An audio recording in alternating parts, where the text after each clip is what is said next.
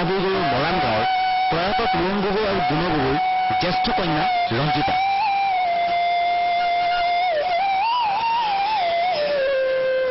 জন্মতে অকামিলা হৈ পৰিছিল ৰঞ্জিতাৰ 2 হাত। ৰঞ্জিতাই লিখিব কেনেকৈ পঢ়িব, কিন্তু তাই পঢ়িবলৈ অত্যন্ত হাবিয়া।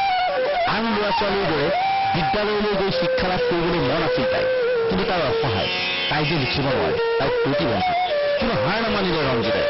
হাত অকামিলা হলে কি হব, ভৰি দুখনটো আছে।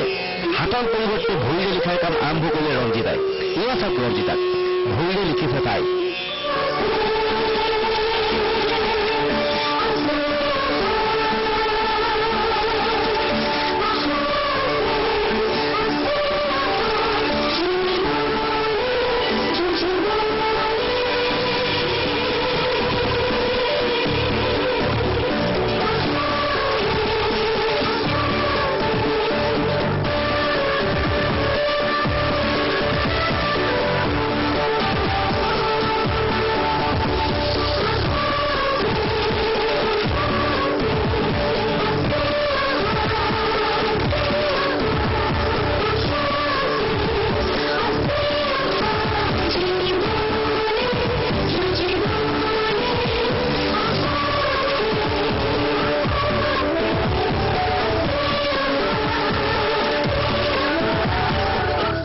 পৰিৱৰ্তে ভৰিৰে লিখি এই বছৰ হাইস্কুল শিক্ষান্ত পৰীক্ষাত উত্তীৰ্ণ হৈছে অতি দৰিদ্ৰ পৰিয়ালৰ এইগৰাকী ছাত্ৰী। বৰ্তমান লাহিন উচ্চতৰ মাধ্যমিক বিদ্যালয়ৰ 11 শ্ৰেণীত পঢ়ি আছে ৰঞ্জিতাই। লাহিন উচ্চতৰ মাধ্যমিক বিদ্যালয়ত পঢ়ি থকা ৰঞ্জিতাৰ এক বৈশিষ্ট্য আছে। অন্যান্য ছাত্ৰীৰ দৰে ডেস্কৰ পৰিৱৰ্তে বেঞ্চত লিখে ৰঞ্জিতাই, কিয়নো হাতৰ পৰিৱৰ্তে তাই ব্যৱহাৰ কৰে ভৰি।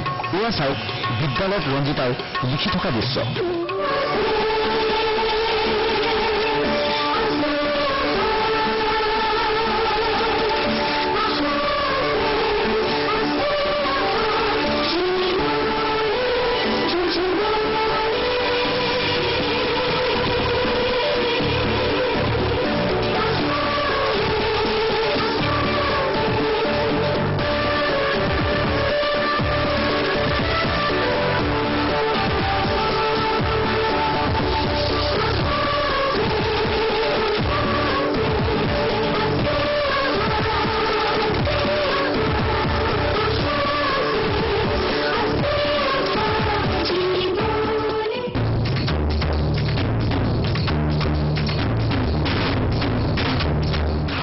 অকামিলা হোৱাত নিজৰ সকলো কাম ভৰিৰে কৰাৰ অভ্যাস কৰিছিল ৰঞ্জিতাই।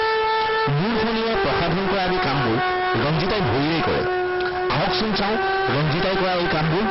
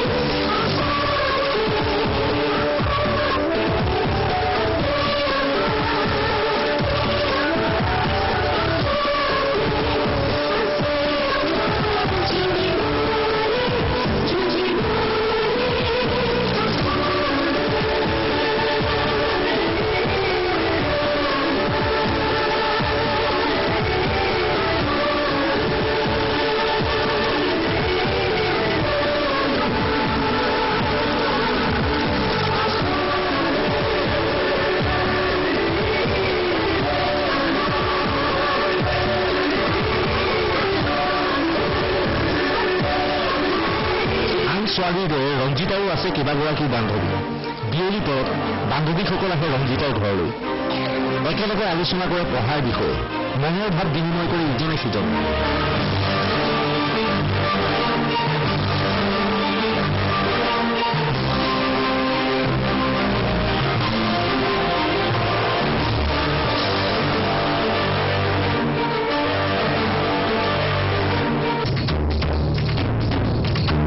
অতি দৰিদ্ৰ পৰিয়ালৰ ছোৱালী ৰঞ্জিতাৰ বাবে এতিয়া ভৰি দুখনে হৈছে একমাত্ৰ সম্বল। ভৰিৰ ওপৰত কেতিয়াবা নঙলা মূৰত পৰি ৰাস্তাৰে চাইকেল চলাই যোৱা মানুহলৈ চাই তাই ভাবে, তাই যদি হাত দুখন কামিলা হলহেঁতেন তাই চলাব পাৰিলেহেঁতেন চাইকেল। এইবাৰ হওক আমি চাওঁ ৰঞ্জিতাৰ ভৰিৰে কেনেকৈ অন্যান্য কাম কাজ কৰি যায়।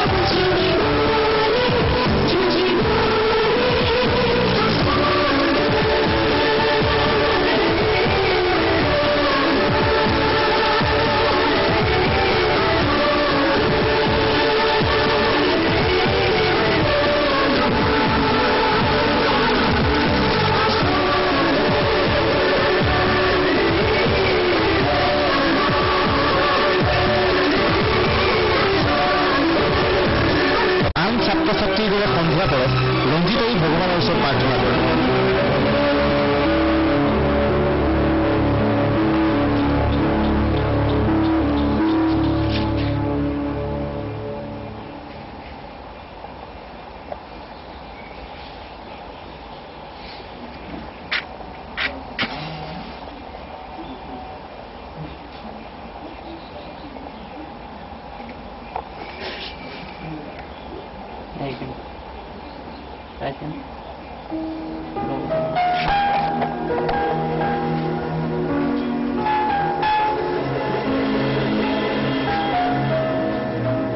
এইবাৰ চাওক ৰঞ্জিতাৰ মাকক কাম কাজত কেনেধৰণে সহায় কৰি দিয়ে।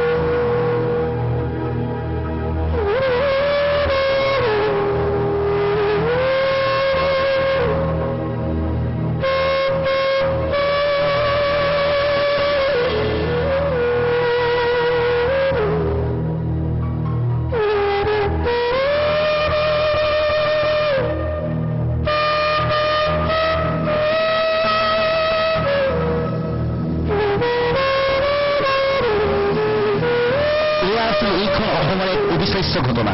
ভীষণ আত্মবিশ্বাসৰ বাবে দুইখন হাত অকামিলা হোৱা স্বত্বেও ভৰি লৈ লিখি এদিন উচ্চ শিক্ষা লাভ কৰিবলৈ